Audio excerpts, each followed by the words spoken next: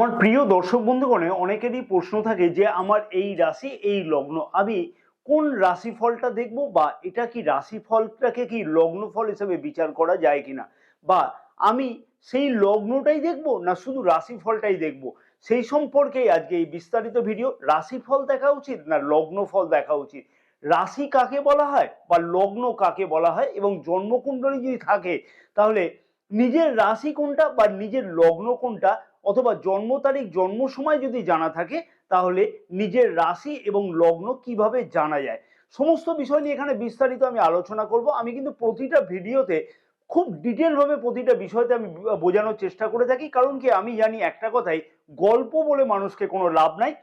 গল্প না বলে উচিত ফ্যাক্টটা যদি বলা থাকে তাহলে কিন্তু কারোকে কোনো বিষয়তে কোনোদিনও ঠকতে হবে না। তাই প্রতিটা রাশি ফলেতেই কিন্তু আমি গ্রহের গোচর ফল অনুযায়ী কিন্তু বুঝিয়ে বলি কেন হবে, কি জন্য হবে। এখানে আশা করছি যে পুরো ভিডিওটা যদি দেখা হয় তাহলে কিন্তু রাশি এবং লগ্ন সম্পর্কে যে সকল কনফিউশন গুলো আছে আমাদের মধ্যে, সেই সকল কনফিউশন গুলো অতি অবশ্যই দূর হতে লক্ষ্য করা যাবে। নমস্কার প্রিয় দর্শক বন্ধুগণ, আমি শ্রী পরাশর, তোমাদের সকলকে জানাই সাদর অভ্যর্থনা তোমাদের এই প্রিয় চ্যানেল দ্য ডাইরেকশন অফ ডেস্টিনিতে। আশা করছি প্রিয় দর্শক বন্ধুগণ সকলেই তোমরা বেশ ভালোই আছো। ভিডিও শুরুর পূর্বেই বলবো, যদি আমার সাথে কেউ পরামর্শ গ্রহণ করতে চাও তাহলে উপরে যে নাম্বার দেওয়া আছে সেই নাম্বারে তো হোয়াটসঅ্যাপের মারফতে বুকিং করাতে পারো। এই সার্ভিস কিন্তু পেইড সার্ভিস। স্ক্রিনের বাঁদিকেতে দেখো আমি একটা নাম্বারিং করে দিয়েছি, যে 1 নম্বরে হচ্ছে মেষ রাশি, 2 নম্বর হচ্ছে বৃষ, 3 নম্বর হচ্ছে মিথুন, 4 নম্বর কর্কট, 5 নম্বর হচ্ছে সিংহ, 6 হচ্ছে কন্যা, 7 হচ্ছে তুলা, 8 হচ্ছে বৃশ্চিক, 9 হচ্ছে ধনু, 10 হচ্ছে মকর, 11তে কুম্ভ এবং 12 নম্বরেতে আছে মীন রাশি। অতএব এইটাকে একটা স্ক্রিনশট হিসেবে যদি রাখা যায় তাহলে কিন্তু অতি অবশ্যই বেশ কিছু সুবিধা অতি অবশ্যই তোমাদের হতে লক্ষ্য করা যাবে।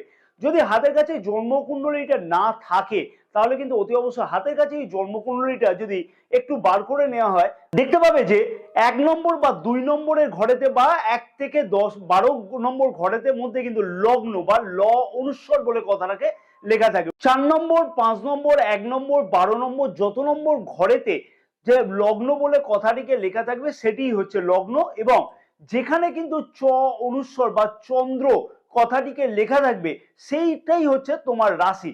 তাহলে জন্মকুণ্ডলিতে বা জন্মছকটাকে যদি বার করে নেওয়া হয় বা জন্মকুণ্ডলিটা যদি বার করে নিয়ে দেখা হয় তাহলে কিন্তু সেখান থেকে বিচার করা যাবে বা সেখান থেকে বলা যেতে পারে যে তোমার রাশি কি হতে পারে অথবা তোমার লগ্ন কি হতে পারে। অনেক সময় দেখা যায় যে অনেক প্রিয় দর্শক বন্ধুগণের জন্ম তারিখ এবং জন্ম সময় জানা আছে কিন্তু কোনোভাবেই কোন রাশি বা কোন লগ্নে জানা নেই।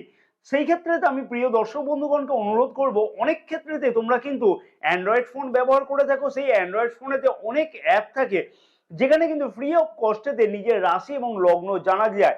অতএব নিজের জন্ম তারিখ জন্ম সময় যদি বা জন্মস্থান সঠিকভাবে জানা থাকে, সেখানে যদি ইনপুট করে দাও সেই সকল জিনিসগুলিকে, তাহলে কিন্তু নিজের রাশি লগ্ন সম্পর্কে তোমরা জানতে পারবে।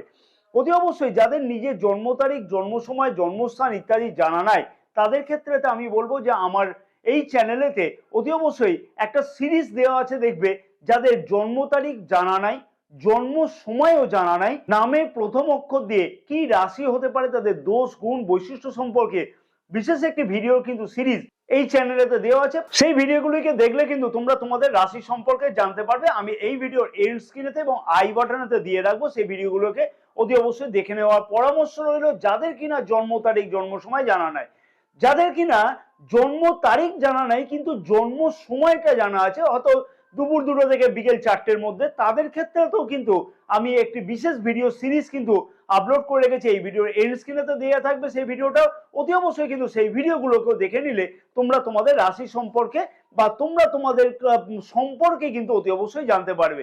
এবার আসি মূল বিষয়তে, লগ্ন। লগ্ন কি? আমাদের যে লগ্ন থাকবে সেই ক্ষেত্রেতে কি বিচার করা সম্ভব হয়ে থাকে। একটা তুমি গাড়ি কিনেছো, গাড়ির ইঞ্জিন হচ্ছে লগ্ন। তুমি যে অফিসে কাজ করো তার হেডকোয়ার্টার হচ্ছে লগ্ন। অর্থাৎ লগ্ন থেকে কিন্তু গুরুত্বপূর্ণ বেশ কিছু ফল আমরা পেয়ে থাকি। আমাদের জীবনে কতটা উন্নতি হবে, কতটা আমাদের স্বপ্নকে বাস্তবে তৈরি করতে পারবো, অথবা আমাদের জীবনে কি কি হতে পারে, কি কি ঘটতে পারে, কোন বিষয়তে উন্নতি হতে পারে, অথবা সেই উন্নতিগুলো কিরকম ভাবে হবে সেই সম্পর্কেই কিন্তু আমরা লগ্নকে বিচার করে থাকি। তাই লগ্ন ফল কিন্তু যথেষ্ট গুরুত্বপূর্ণ। তাই লগ্ন ফলকে অতি অবশ্যই দেখা উচিত। কিন্তু আমরা প্রত্যেকটা ভিডিওতে বলে থাকি যে চন্দ্র রাশি, চন্দ্র রাশি, কিন্তু চন্দ্র রাশি অনুযায়ী বললে লগ্ন ফল তো আমরা জানতে পারছি না। সেই ক্ষেত্রে আমি বলবো একটা কথাই, ধরো কারো কর্কট রাশি, বৃশ্চিক লগ্ন, তাদের ক্ষেত্রে কিন্তু বৃশ্চিক রাশির যে ফলটা, সেই ফলটা যদি দেখা হয় সেই ক্ষেত্রে কিন্তু 70% পর্যন্ত কিন্তু লগ্ন ফল মিলে যায়। তাই অতি অবশ্যই কিন্তু লগ্ন ভিত্তিক হলে বা লগ্ন ফল যদি জানতে হয়, সেই ফলটাকে জানবার জন্য নিজের যেটা লগ্ন সেইটা চন্দ্র রাশি অনুযায়ী যদি দেখা হয়, তাহলে কিন্তু তোমাদের যা উচিত ফল সেইটা কিন্তু 70% পর্যন্ত পেতে লক্ষ্য করা সম্ভব হবে। তাহলে কি রাশি ফলের কোনো গুরুত্ব নেই? হ্যাঁ, নিশ্চয়ই আছে। আমরা যখন গাড়ি কিনছি, গাড়ির ইঞ্জিন আছে, ইঞ্জিন চালানোর ক্ষেত্রে কিন্তু একটা খুব ভালো ড্রাইভারের দরকার হয়। অথবা তুমি যে অফিসে কাজ করছো, সেই অফিসে যে কর্ণধার, সেই কর্ণধারের ওপরেই কিন্তু গোটা অফিসটার ম্যানেজমেন্টটা ডিপেন্ড করে থাকে। তাই রাশি হচ্ছে এমন একটা জিনিস যে লগ্নকে পরিচালিত করে থাকে। অর্থাৎ আমার যে লগ্ন ফল বলছে যে আমার কর্মে উন্নতি হবে, আমি এই জায়গাতে একটা দাঁড়াতে পারবো, বা স্বপ্ন আমার এই স্বপ্ন বাস্তব হবে, কিন্তু সেই ফলগুলো ঠিক কবে হবে সেই ফলগুলোকে কিন্তু বলবে কে না, রাশি। রাশি বলবে, চন্দ্র রাশি বলে দেবে যে আমার এই ফলগুলোকে বা এই এই স্বপ্নগুলোকে এই এই সময়তে পূর্ণ হবে। অর্থাৎ রাশি এবং লগ্ন কিন্তু একে অপরের ওপর ডিপেন্ডেন্ট। অতএব কোনো জিনিসটাই কিন্তু ফেলনা নয়। তাই রাশি ফলও কিন্তু অতি অবশ্যই দেখা উচিত হবে। কারণ তোমার দেখা গেল, আমি সাপোজ বলছি কর্কট রাশি বৃশ্চিক লগ্ন, বা মকর রাশি কুম্ভ লগ্ন, সেই ক্ষেত্রেতে কিন্তু তোমাকে লগ্ন ফলটা যেটা বলছে মকর রাশি কুম্ভ লগ্ন, কুম্ভ লগ্নের ক্ষেত্রে কুম্ভ রাশিটাই কিন্তু দেখতে হবে, এবং মকর রাশির ক্ষেত্রে কিন্তু রাশি ফলটাও তোমাকে দেখতে হবে। দুটোকে ট্যালি করে তারপরেই কিন্তু নিজের ফলটাকে বা নিজের যে কেরিয়ারের উন্নতি বলো বা যে সম্পর্কে তুমি দেখতে চাইছো, সেই সম্পর্কের ফলটা কিন্তু অতি অবশ্যই আরো ডিটেলে কিন্তু তুমি জানতে পারবে। এই বিষয়ে কিন্তু আমি আরো অনেক গভীরভাবে যেতে চাইছি না, কারণ কি অনেক ক্ষেত্রেতে কিন্তু আমার অনেক প্রিয় সাধারণ দর্শক বন্ধুগণ আছে, তাদের কাছে কিন্তু আরো বেশি কনফিউশন হয়ে পড়বে। তাই যতটা পারলাম জিনিসটাকে আমি কিন্তু সহজভাবে বোঝানোর চেষ্টা করলাম। যাদের ক্ষেত্রেতে বলবো জন্ম তারিখ জন্ম সময় জানা আছে, তাদের ক্ষেত্রেতে নামের প্রথম অক্ষর অনুযায়ী রাশি বিচার না করে কিন্তু অতি অবশ্যই যেটা লগ্ন বা যেটা রাশি সেটাই কিন্তু দেখে নেওয়াটা উচিত হবে। তাতে কিন্তু অরিজিনাল ফ্যাক্টটা তোমরা অতি অবশ্যই বুঝতে পারবে। এবার আসি সানসাইনের ক্ষেত্রে। তা আমরা কিন্তু চন্দ্র রাশির উপরে সবকিছু বিচার করে দেখি। অনেক ক্ষেত্রে তো অনেক প্রিয় দর্শক বন্ধুগণের প্রশ্ন থাকে যে এটা কি সানসাইন অনুযায়ী দেওয়া হচ্ছে কিনা। আমি কিন্তু প্রত্যেকটা ভিডিওতে বলে রাখি যে চন্দ্র রাশি, কিন্তু সানসাইনের ক্ষেত্রে প্রশ্ন থাকে যে সানসাইন এমন একটা জিনিস, দেখো যে সেটা কিন্তু বিচার করা যে ধরো 21শে মার্চ থেকে 21শে এপ্রিল, বা 21শে এপ্রিল থেকে 21শে মে, এইরকম ভাবে কিন্তু বিচার করা হয়ে থাকে। এবং 21শে মার্চ থেকে 21শে এপ্রিল সানসাইন একরকম হয়ে থাকে, 21শে এপ্রিল থেকে 21শে মে পর্যন্ত কিন্তু আরেক রকমের সানসাইন হয়ে থাকে। সানসাইন অনুযায়ী কিন্তু কোনো জায়গাতে বেদিক অ্যাস্ট্রোলজি বা বৈদিক অ্যাস্ট্রোলজিতে কিন্তু আলোচনা করা হয়ে থাকে না। এটা কিন্তু ওয়েস্টার্ন অ্যাস্ট্রোলজিতে কিন্তু আলোচনা করা হয়ে থাকে। এবং সানসাইন অপেক্ষা এবং সানসাইনের বিচার কিন্তু ম্যাক্রো লেভেলে হয়ে থাকে। অর্থাৎ কোনো খুঁটিনাটি বিষয়তে কিন্তু তথ্য সেই রকম ভাবে দিতে পারে না সানসাইন চিহ্ন। অতএব যা কিছু বিচার বিবেচনা করা উচিত, বিচার বিবেচনার ক্ষেত্রে আমি একটা কথাই বলবো যে চন্দ্র রাশি বা মুন সাইন অনুযায়ী কিন্তু দেখে নেওয়াটা উচিত হবে। হ্যাঁ, তোমরা একটা চায়ের আড্ডাখানাতে বসলে বা কফি শপে বসলে, সেখানে তোমরা সানসাইন নিয়ে আলোচনা করলে, সেটা একটা কিন্তু ডিফারেন্স ইস্যু। কিন্তু কোনো জিনিসে যদি পিন পয়েন্টে যেতে হয়, সেখানে কিন্তু অতি অবশ্যই মুন সাইন খুবই কিন্তু ডিপেন্ডেবল হয়ে থাকে। তাই বিশেষ বিস্তারিতভাবে কোনো বিষয়তে যদি আলোচনা করতে হয়, তাহলে কিন্তু মুন সাইনের উপরে আলোচনা করাটা উচিত হবে। অতএব রাশি এবং লগ্নের গুরুত্ব কিন্তু সমানভাবে গুরুত্বপূর্ণ এবং একে অপরের উপরে কিন্তু ডিপেন্ডেবল।